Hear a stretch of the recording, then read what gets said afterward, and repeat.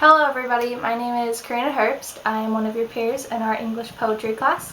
I'm also in an honors program, which has allowed me to do an extra piece of research to learn more about different forms of poetry. So my research was done on the surrealism of poetry, and the reason I chose surrealism was because I was looking through all my options that a professor gave us, and I saw surrealism and it seemed really familiar. So I was researching it, looking at it, and realized that I had done some surrealist artwork in an art class. And of course it wasn't very good, but it was fun. And I thought maybe poetry would also be fun and interesting to learn about. So, as stated by the dictionary, what surrealism is a style of art and literature developed principally in the 20th century, stressing the subconscious or non-rational significance of imagery arrived at by automatism or the exploration of chance effects and unexpected juxtapositions. So, the Surrealist movement started in Europe in the 1920s, and it was right at the end of World War I, and it started in Paris, and the final stage of it actually ended after World War II. So the movement was founded in Paris, as I stated, by a small group of writers and artists who wanted to channel the unconscious mind, and they wanted to just learn about the power of the imagination. So it was strongly influenced by Sigmund Freud, which is this guy, and he was influenced a lot by Karl Marx, and Karl Marx hoped that the psyche had the power to reveal the contradictions of everyday life in order to start a revolution. So Sigmund Freud was, very influential, but he did not technically start the movement. Who started the movement was Andre Breton. Now, Breton made a book called Le Manifeste du Surrealisme, and that is what kind of kick-started it, and it then was sort of founded in 1924. So the reason it ended more after World War II was because there was many critics that didn't believe that surrealism could be a thing. So they thought, well, you can't really do art and poetry that is of the unconscious mind if you're doing it while you're conscious. So they didn't really believe that you could channel that imagination. You could think of your conscious imagination, but not your unconscious. So now I have a few famous poets of surrealism, and I will read a poem for you. On the attached document, there will be 2 poems by each artist. They should be all in order. So the first one, this is Federico Garcia Lorca. He was a Spanish poet and a dramatist theater director. He achieved international recognition, and that was in 1927. He was born in 1898 and died in 1936. And he attended 4 different universities. So the first poem that I have by him to read to you, now there will be a second one right after it. The one I'm reading is called Dawn. Dawn in New York has 4 columns of mirror and a hurricane of black pigeons splashing in the putrid waters. Dawn in New York roams on enormous fire escapes, searching between the angles for spikenards of drafted anguish. Dawn arrives and no one receives it in its month. Because morning and hope are impossible there, sometimes the furious swarming coins penetrate like drills and devour abandoned children. Those who get out early know in their bones there will be no paradise or loves that bloom and die. They know they will be married in numbers and laws, in mindless games and fruitless labors. The light is buried under chains and noises, in the impudent challenge of rootless science. And crowds stagger sleeplessly through the burrows as if they had escaped a shipwreck of blood. The second poem that will be on the attached document is called Sleepless City. It's a little bit longer, about 2 pages worth, maybe 2.5. The next poet that I have is Robert Denoso. He was a French Surrealist poet. He was born in the 1900s and died in 1945. He was born in Paris, which is where the Surrealist movement started, and in 1922 he published his first book. The first poem that I have of his is I've Dreamed of You So Much. I've dreamed of you so much that you're losing your reality. Is it already too late for me to embrace your living and breathing body, and to kiss that mouth which is the birthplace of that voice so dear to me? I've dreamed of you so much that my arms, grown accustomed to lying across my own chest in a desperate attempt to encircle your shadow, might not be able to unfold again to embrace the contours of your body. And coming face to face with the actual incarnation of what has haunted me and ruled me and dominated my life for so many days and years, might very well turn me into a shadow, O equilibriums of the emotional scales. I've dreamed of you so much that it might be too late for me to ever wake up again. I sleep on my feet, body confronting all the unusual phenomenon of life and love, and yet, when it comes to you, the only being on the planet who matters to me now, I can no more touch your face and lips than I can those of the random passerby. I've dreamed of you so much, have walked and talked and slept so much with your phantom presence that perhaps the only thing left for me to do now is to become a phantom among phantoms, a shadow 100 times more shadowy than the shadow which moves and will go on moving, stepping slightly and joyfully across the sundial of your life. And that was by Robert Denoso. And I have another one on the document called Sleep Spaces, again a little bit longer, but it's a very good poem. And then next, I have yet another guy, and his name is Paul Eluard. He was a French poet who is known to be one of the founders of the Surrealist movement. He was born in 1895 and died in 1952.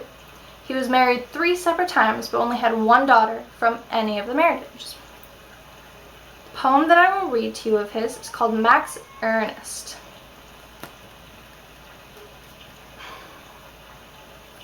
In a corner agile incest circles the virginity of a little dress. In a corner the sky turned over to the spines of the storm leaves white balls behind. In the brightest corner of every eye we're expecting the fish of anguish. In a corner the car of summer, immobile, glorious, and forever. In the light of youth, lamps lit very late, the first one shows its breast that red insects are killing. The second poem that I have by him on the document is called The Absence. A little bit longer, but also a very good poem.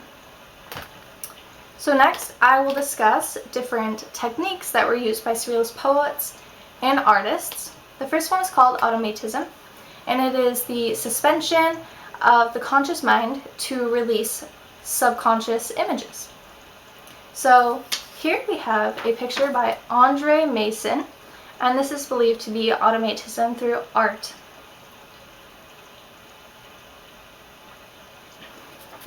Next, I have another poem. It is by W.B. Yeats. He was not a Surrealist poet, but a lot of his work was considered to have Surrealist characteristics. I can't say that word. Okay. By using automatism. So I will show you the poem, and here is his face. Turning and turning in the widening gear, the falcon cannot hear the falconer. Things fall apart, the center cannot hold. Mere anarchy is loosed upon the world. The blood dimmed, tide is loosed, and everywhere the ceremony of innocence is drowned. The best lack all conviction, while the worst are full of passionate intensity. And that was W.B. Yeats, and that was automatism. Next, I will discuss calligram, which is a really cool type of poem to me. When I was younger, 2nd grade, I had a teacher who was very into poetry and calligrams. So we would often sit in class and he'd read them to us, mostly Shel Silverstein, who is a big favorite of mine. So I have 2 calligrams that are actually his. So I will be showing you them. I hope you can see them. You can at least see the shape of them. And then I will also read them, and they are, again, on the document. So this one is called Lazy Jan, or I guess it'd be Jane. Lazy, lazy, lazy, lazy, lazy, lazy Jane. She wants a drink of water, so she waits and waits and waits and waits and waits and waits for it to rain. So here, this is showing that she is waiting for the rain. So the poem is supposed to be the shape of water going down into her mouth. So I think that's pretty cool. Some of them are big pictures and a lot of words. I've seen ones that make like apples or dogs, or sometimes it's about the poem, sometimes just a shape, just because it looks cool. The second one I have is also by Shel Silverstein, and it is right here. It is supposed to be a picture of a giraffe's neck going across the page, and it says, "Please do not make fun of me, and please don't laugh. It isn't easy to write a poem on the neck of a running giraffe." So they're pretty cute. And the next style, or technique, that there is called an echo poem. And it was invented by, his name's a little hard, Arlene Nia Dugat in 1972. So the poem is composed of one or more people, and they work together to make the poem. So here I have an example, and you probably won't be able to see the words, but again, on the document. So here it is, and the way that it's written is, so these 2 poems may or may not be related. They could be about completely different things, but somehow still relate to each other. And it will be often written so that they match up stanza by stanza. Sometimes a echo poem will be one stanza by one person, and then sort of like a conversation, there'll be a response underneath. So this one's a back and forth. These poems don't happen to be about the same thing, but they're considered to be related, and they're both by a Philip Larrey. So I will read those for you. I'm going to go from first stanza, second stanza, second stanza, third stanza, third stanza. Seize my home, sell me short for clothes, a chess match. Since you're white, you move first. 2 bedrooms, 1 bathroom, and a dog.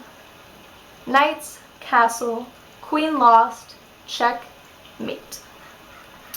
Property is bank owned, always was. No death here, just pieces of me gone. So they weren't exactly related, because one is about a home being foreclosed and one's about a chess match. But they made them relate to each other, and that's pretty awesome. So that is the 3 techniques that I am sharing with you guys. Next, I would like to show you some surrealist artwork, because I've been talking about poetry this entire time, which is fun, but some of the images are pretty cool too. So this one right here is called The Son of Man. It's from 1946 by Renee Margaret.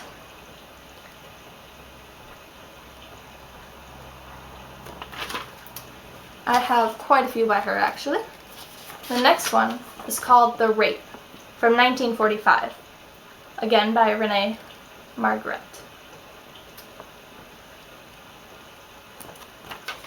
And then we have one more by her. This one's called The Lovers, 1928.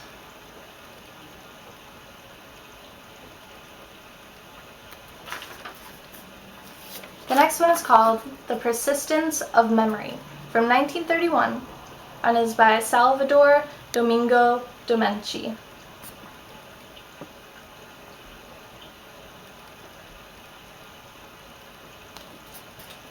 And the last one that I have to share gonna have a hard time saying it. It's French, I believe. It's called Les Violines d'Ingres, 1924, by Man Ray. Interesting name.